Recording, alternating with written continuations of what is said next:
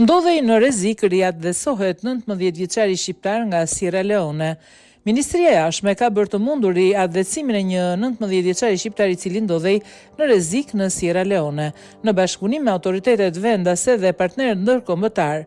MEPJ bëri të mundur kthimin në shtëpi të 19 vjeçarit i cili gëzon shëndet të plot. Rasti u bë i ditur nga nëna e tij që para pak ditësh kërkoi ndihmë në institucionet përkatëse, një histori shpresë dhe angazhimi i përbashkët.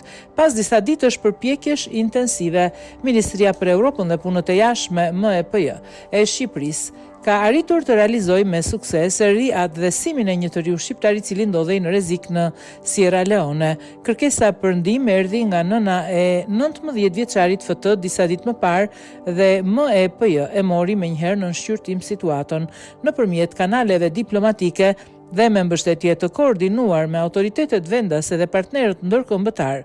U mundësua një reagim i shpejt dhe i efektshëm me përpjekjet e Ministrisë për Europën dhe Punët e Jashtme në bashkëpunim të ngushtë me Ministrinë e Brendshme. Operacioni u përmbyll me sukses brenda një periudhe të shkurtër, duke bërë të mundur që i riu të kthehet i sigurt dhe i shëndetshëm pranë familjes së tij.